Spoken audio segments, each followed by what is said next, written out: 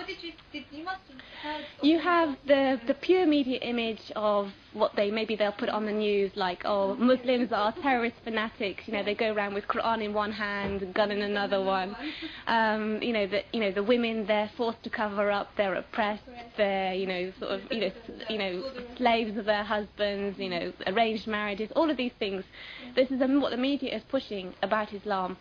This is I think maybe what intrigued me to start off with, because when I was trying to find out what these people, why do they consider themselves Muslims, what is Islam, and it was there to start off with. They were saying, well, Islam's not about extremism and moderatism. It's not about oppression. It's not about backwardness and barbaricness. That it's something which we as human beings are recognizing our Creator, the existence of our Creator, that He is, that He knows us best. That He, for example, if we give the analogy of someone who makes a computer, when he produces the handbook for how that computer works, he is the best one. He will know how that computer works. So if I want to know how the computer works, I'm not going to go to someone who made the microwave. I'm going to go to the one who made the computer, because he is the one that knows how that computer works. So likewise, we as human beings, once we've recognized their existence of our Creator, and we can do that by looking around at our reality and proving to ourselves that this world and all that's in it didn't just come from something from nothing. Once we've proved that, then we have to understand that our Creator, He is the one that knows us best, not His creation. So why should I go to another human being and ask him, well, how should I live my life? Why should I go to John Major or to President Bush and ask them, how you're a human being, tell me how to live my life?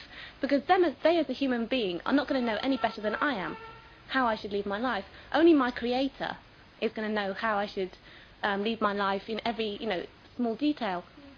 So this is what started, I think, in a way, the media attack on Islam was something that made me want to look into Islam more.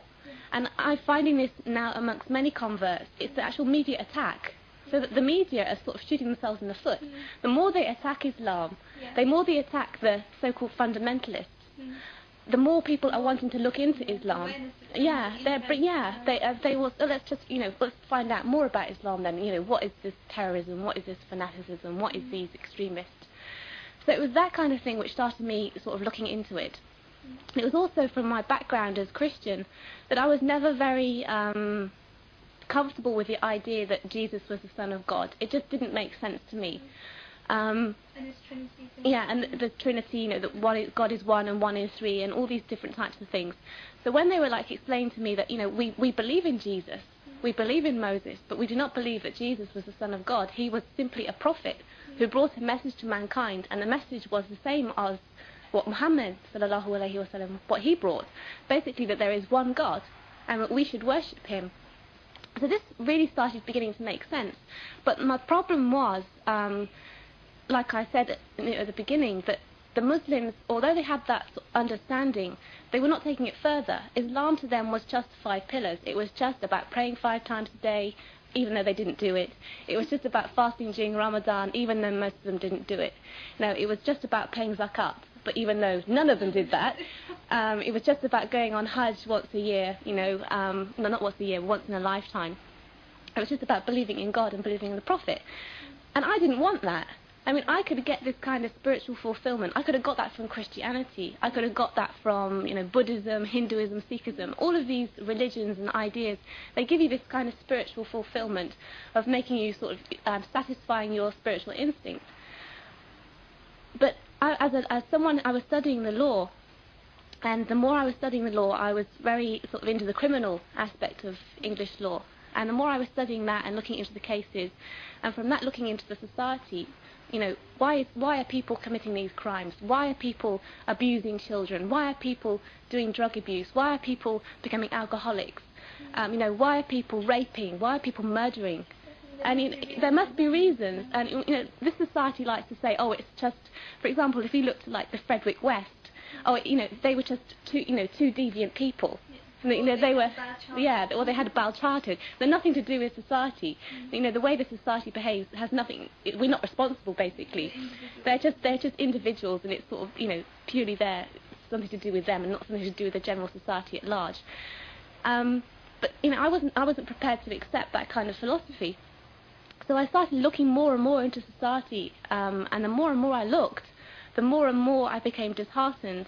I think at the time, just at the time I actually decided to become Muslim, was the Jamie Bulger case. When the small 2-year-old boy was, he was so devastatingly killed by 2 10-year-olds, and I was thinking, you can't say it's a society which is producing these children, and it's the children that are going on to do these things. At the time, the church was saying, "Oh, it's not our responsibility," and the government was saying, "Oh, it's not our responsibility," and society was saying, "Oh, it's not our fault." And it was society's fault. Yeah, and you got like the whole video taping of like certain individuals who saw them with this small 2-year-old and didn't do anything, because this is the kind of mentality that the British society or Western society is pushing. That it doesn't. If it's not in your benefit.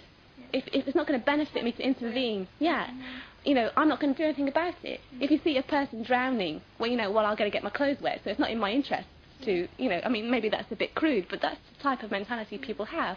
Because they don't have this form of accountability. Yeah, they're accountable to no one. I mean, no one has any faith in the judicial system. If you talk to people who've committed crimes, all of them will say, "Oh, I never thought I would get caught." So they don't even think, twice about committing a crime. They don't think they're going to be caught by society or by the system. And they certainly don't think that there's going to be anything after this life that they're going to be, accountable to for what they've done. So, why shouldn't they do all these things? And the more I looked into this kind of mentality that people had, and the more I talked to my colleagues at university, the more I thought, I don't want to be part of this society. I don't want to have anything to do with it. But I wanted another way of life. I wanted something which was going to sort of give me a way to live my life, which was going to sort of be in harmony with sort of my intellect and my emotions and my instincts, not just like one of my instincts. I didn't want to have this sort of escapist mentality, like going to church on Sunday, feeling really nice, singing hymns or whatever, and sort of going home and going back to college or university and back to like living in this sort of corrupt and miserable and depraved society. I didn't want that anymore. Many people never will think, "Oh, you're British," or when they say, "No, I'm English, I'm from Britain, I was born here, I was brought up here, no, I converted to Islam when I was 21. Oh, you fell in love with an Arab man," or so, the immediate reaction. And this is complete and utter nonsense that so many people are converting to Islam, not because they fall in love with an Arab man or a Pakistani man. They are coming to Islam because of the intellectual conviction of Allah, of the Quran, of the Prophet. They are turning to Islam because they want another way of life. They're sick and tired of the way they're being treated in this life, the miseries, the depravities of so-called Western civilization. They always refer to Islam. Islam is backward, Islam is oppressive. But the reality is that Western society is backward. Western society is oppressive. And Islam is really, in fact, liberating, because we are liberating ourselves and that we are conforming only to the rules and laws of Allah subhanahu wa ta'ala. I didn't convert to Islam because I fell in love with an Arab man. I came to Islam purely because of this intellectual conviction. And I spent the first 2 years of being Muslim, as a single woman, if you like, and I had I didn't want to get married at that time. I wanted to not perfect, but to reach a very high understanding of Islam before I made a commitment to a fellow human being. And that Muslim, whoever I decided to marry, also had to have the understanding of Islam. But he wasn't, if he held on to ideas of nationalism, well, he wouldn't have married me in the first place. Or if he simply wanted a British passport. Now, I was very careful in choosing who I married, but they had to have this pure understanding of Islam as an ideology, as a way of life. And it's really shameful that the people believe what they say in the media. أفمن شرح الله صدره للإسلام فهو على نور من ربه ربه فويل للقاسية قلوبهم من ذكر الله